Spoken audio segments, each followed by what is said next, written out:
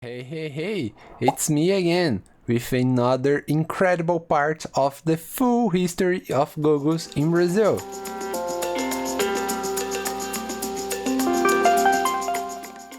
In this third part, we explore the products made by Edimagic, Gogos Fantasmas, GogoToys, and yes, even Gogos Dragon Ball Z. That's right, we had those too.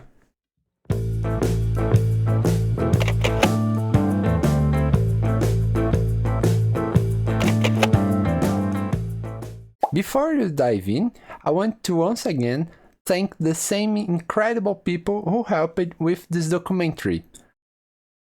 WTG Mix Coleções, Iris Fernandes, Gogos Crazy Bones Week, Stickers. All of their social media will be linked in the description. It's also worth mentioning this era matched with the early days of the internet, becoming popular in Brazil. Many of the websites I will show you can still be accessed through the Wayback Machine. Unfortunately, not everything works, especially since many sites back then were built using Flash, RRP. But with that said, let's get started.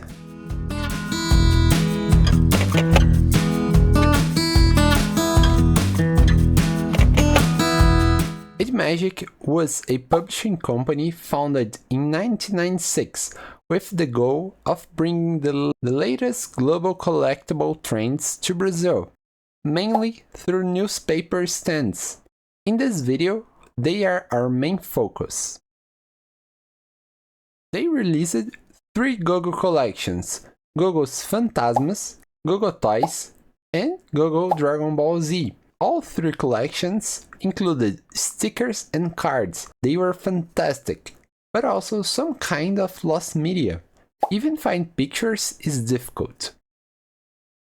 And while some of the old websites still work through the Wayback Machines, others are completely lost. The figures themselves are nearly as rare, hard to find and often expensive. Each collection came with an album, packaged with a ton of lore. Seriously, the stories are so detailed that I had to cut some parts just to keep this video from becoming a deep dive only about their lore.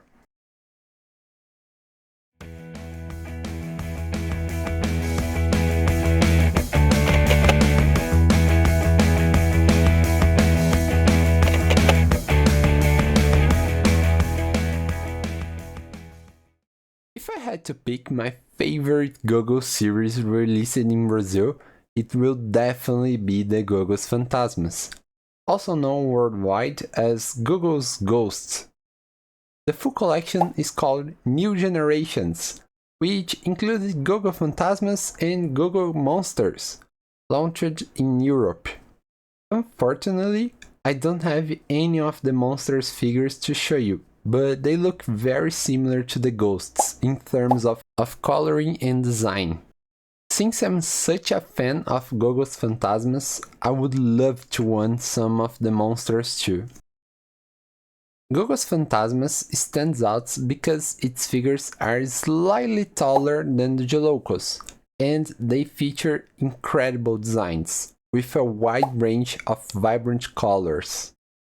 My personal favorites are the Icy Gogos, which have a translucent, frosty look that makes them truly unique.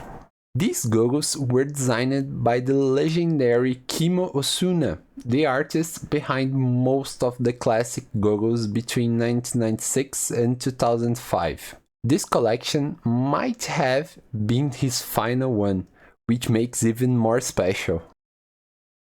They came in several color variations, each adding personality to the collection, like solid colored Gogos, vibrant option for collections, glow-in-the-dark Gogos, or glowy, a fun favorite feature that made them extra fun to collect.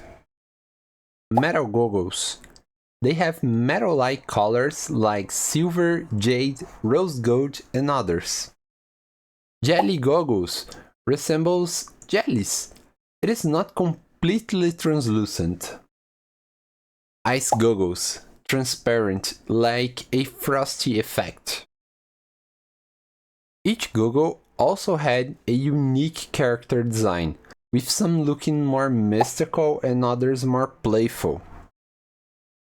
The wiki says that some of them are inspired in older collections, like Killer Jaw resembles Jaws, Super Eggy resembles Eggy, and other examples. What do you think? Are they that similar?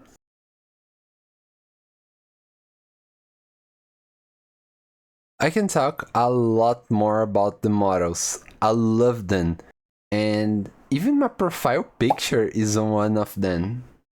Here are some of my favorite designs.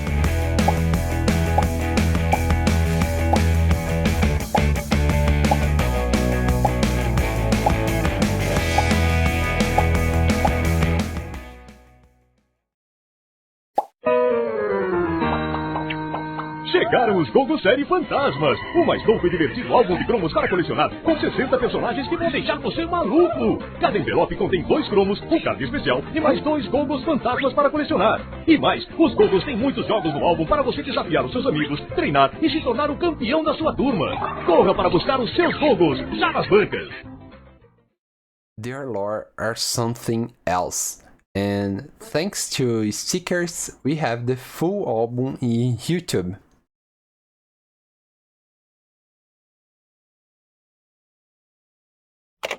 The Curse of Lit Glow.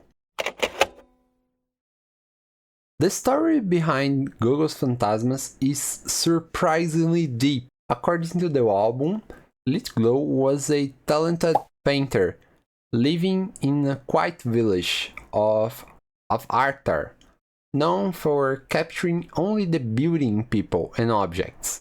His paintings reflected their best qualities, never showing flaws.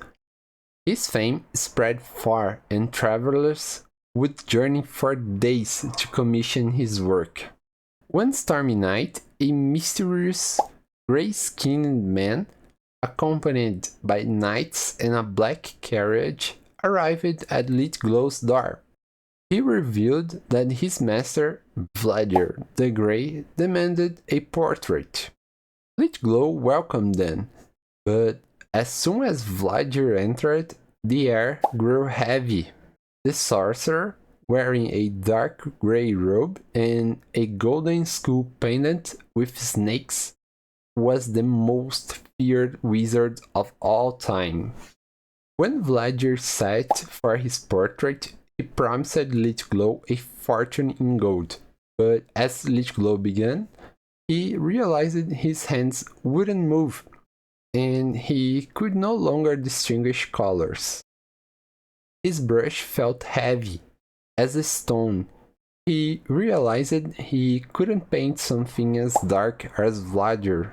Furious, Vladimir cast a curse, splitting Lit Glow's souls into dozens of ghostly figures, each holding a fragment of his memories. These spirits, now called Gogos, were trapped in the house for eternity. So they invented games to pass the endless day. However, there was one way to break the curse. A child who could learn every Gogo's name, recognize their colors, and master their games would free Lit Glow. Until that day, the Gogos Fantasmas remain waiting for someone to bring their story to life once again.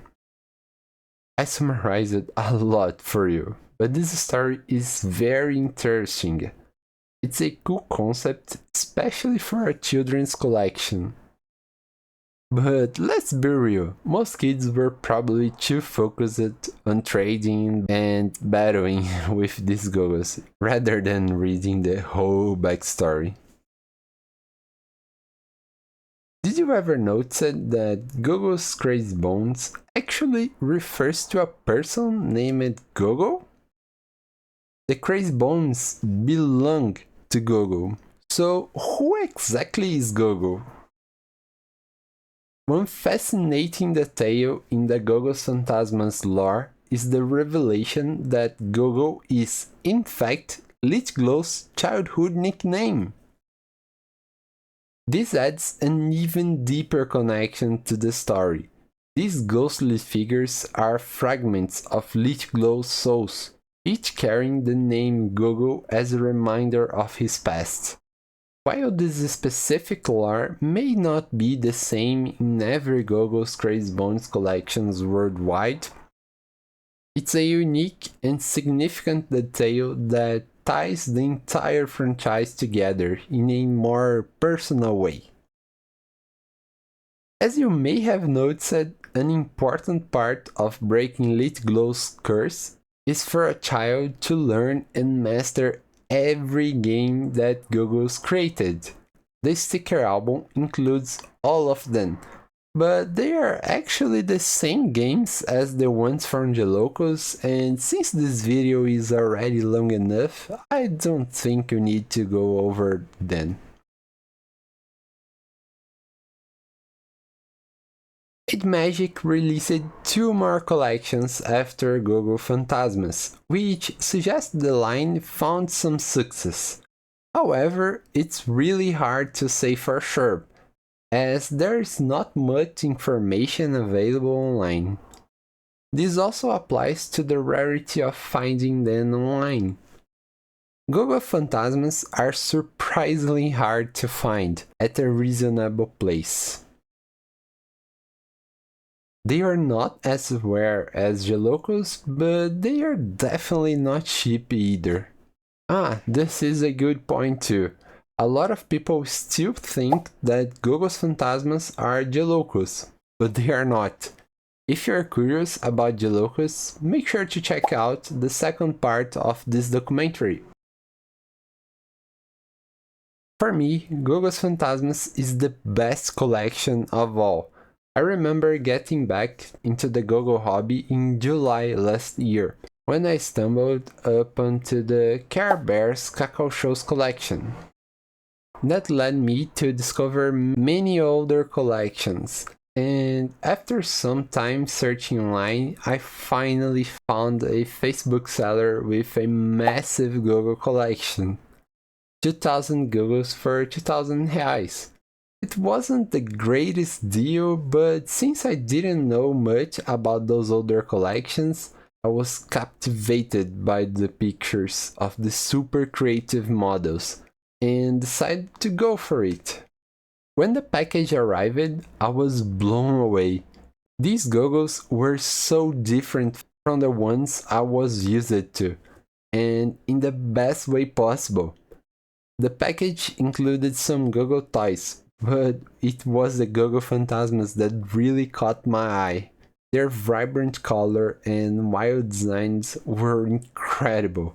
I absolutely fell in love with this collection, and I hope I could share with you exactly why it's so special for me. Now, though, we need to shift our focus. The most likely sibling collection of Gogo Fantasmas, which is called GogoToys.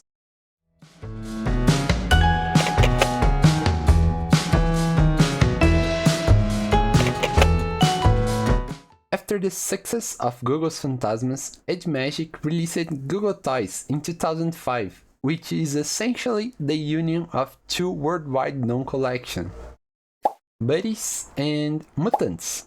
Yes, for some reason, Edimagic brought a very old collection from 1998 to Brazil just now. My guess is that Edimagic saw the success of Gogos Fantasmas and looked at another collection they could bring to Brazil, and for some reason, like a cheaper rights to get, Buddies and Mutants were chosen. Which you may know that those collections were unites in various places in the world, like United Kingdom, Australia, and most of the Europe, into a collection called just Crazy Bones. This is why it feels a bit strange. GogoToys is clearly a step down for Gogo Fantasmas in almost every way. The plastic feels cheaper, they are super lightweight, and while the colors are nice, there are no ice goggles, which is a bit disappointing. You get what I mean, right? Since this collection was meant to be a successor of the Gogos Fantasmas, you would expect to be even better, but that's not the case. Even though there is a good reason for this. GogoToys is actually based on a collection from 1998, so of course the quality feels a bit more outdated. Still, I really appreciate Edimagic for bringing them to Brazil. If it weren't for them, we would have never gotten this collection. So for that, thank you, Edimagic. I said before that GogoToys are like sibling collection to Gogo Fantasmas, because Edimagic created a lore that unified those two collections, and the lore is now documented in the wiki, link in the description. The lore of Gogos Fantasmas is highly tied to the story, continuing shortly after the curse, with people noticing Glow's house losing its yellowish hue and turning a dull grey. There's also a subplot involving a character described in the album as the guardian of Glow's name, but honestly, it's not central to the story. What we really want to know is about Gogos. So, inside the house, the ghost Gogos were left completely confused, with only fragments of memory to guide them. To uncover the mystery, their leader, Magic Gogo, assigned the spy and Big Eyes to investigate. They went on a search for answer, questioning other Gogos along the way, until they heard a voice coming from a large chest in Glow's bedroom. The problem? As ghosts, they could not use the key to open the chest. So the Gogos used a special power called Densus, a Latin word meaning dense or thick, which allowed them to materialize for a brief time. It was a difficult power to master, requiring great focus, but with determination they succeeded, and unlocked the chest. To their surprise, creatures similar to them started emerging from the chest, and one of them, a king-like figure, introduced himself as the leader of these beings, who looked like toys.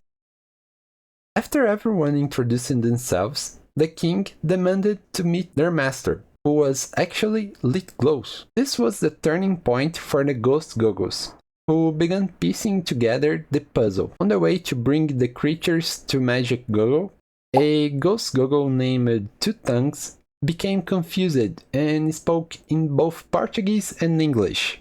And that's how the creatures came to be known as GogoToys.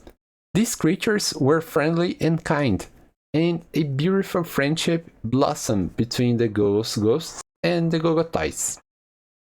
The lore is even bigger. I gave you a very summarized version. I think they wanted to make some kind of cartoon for TV for the images in the album, but I can only guess. GogoToys have the games too. All of them are in the Jolocos games. Would you like me to make a full video about all the games in all series? Another fun fact about them is when you look at the GogoToys figures, you will notice that there are two exclusive figures just launched in Brazil.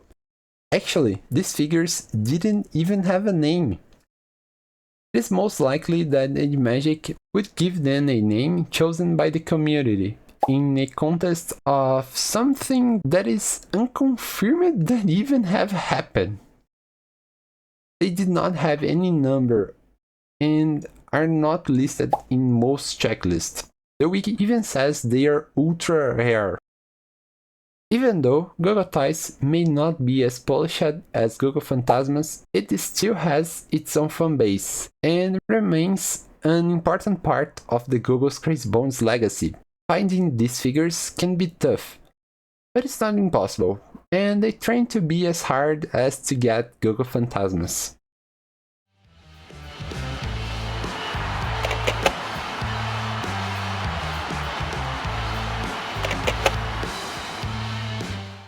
Before we move on to Dragon Ball Z, I want to highlight a fun collaboration that took place in 2006, the Gogo Cup. That year, Brazil was gearing up to the World Cup, and everyone was super hyped after the win in 2002. Not only that, but Brazil had been winning so many competitions over the years, which led to a ton of promotion across the country.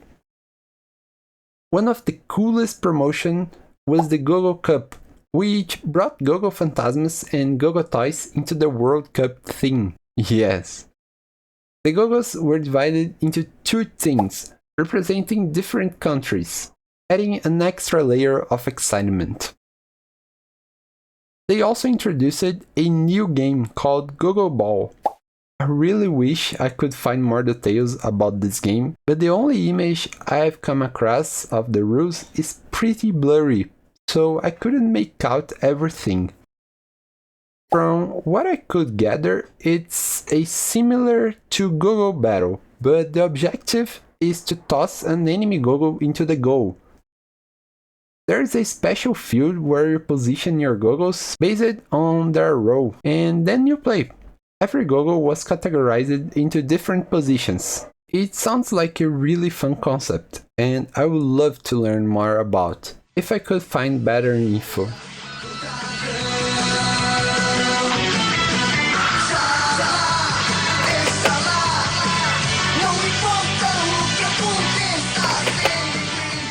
In 2006, Edimagic went even further with the Gogos Crazy Bones universe by releasing a Dragon Ball Z collection.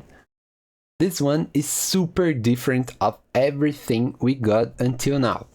Their designs were inspired by characters from Dragon Ball Z universe, and different from other Gogos collection, these ones are in most just upper body representation rather than full body designs. Another standout feature is the sheer variety of colors.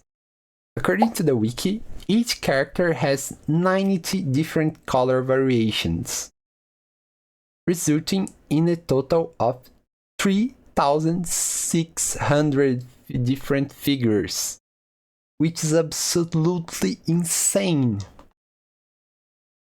I don't claim to be a Dragon Ball expert, but I'm pretty sure it has nothing to do with the Ghost Gogos or GogoToys, right? Well...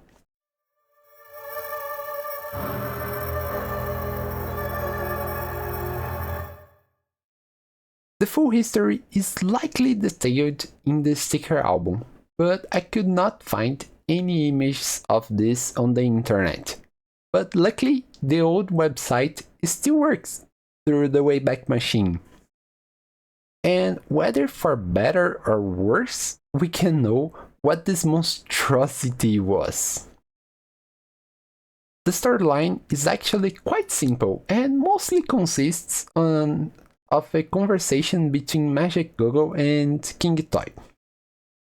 Magic Gogo seems nervous, and when King Toy asks why, he explains that they shouldn't be worried about only Vladir, but also about other Gogos.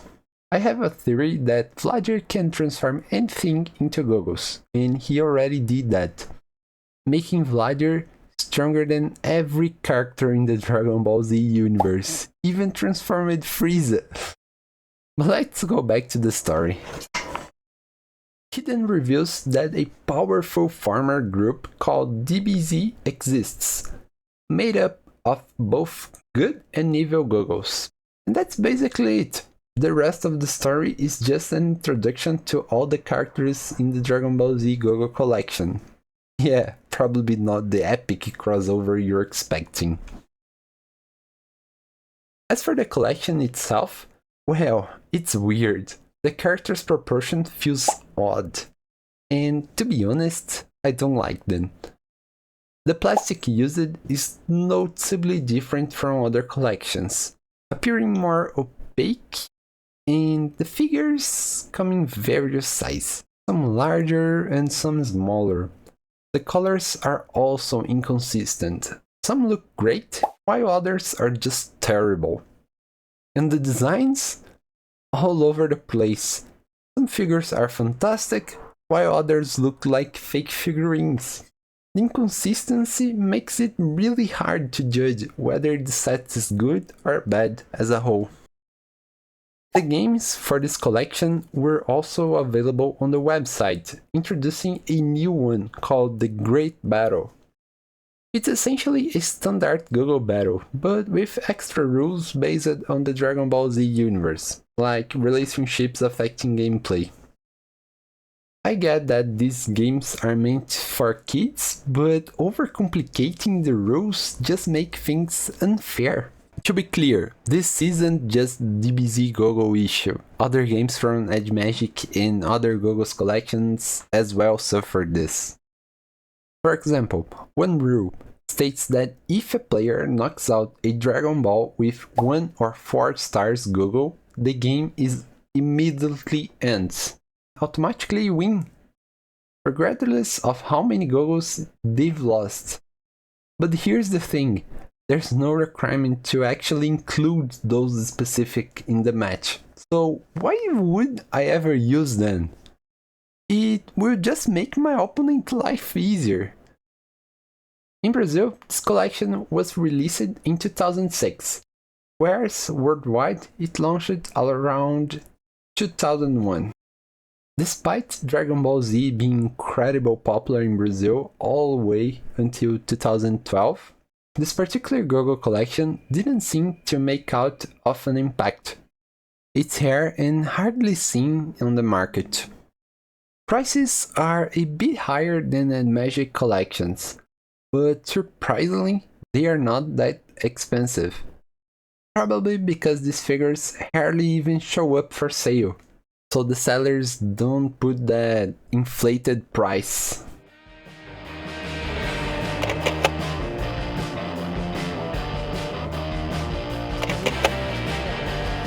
Hey everyone, this video was huge, but I had an absolute time making it.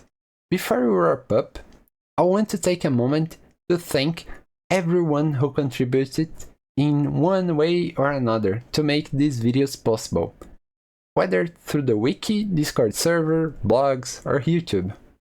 All of the links are in the description. I also want to quickly mention something I forgot in the last video. An amazing item from the Gelo Cosmic's collection. A spaceship storage case for Gelocos. It's a really cool piece and pretty rare to find on the market today.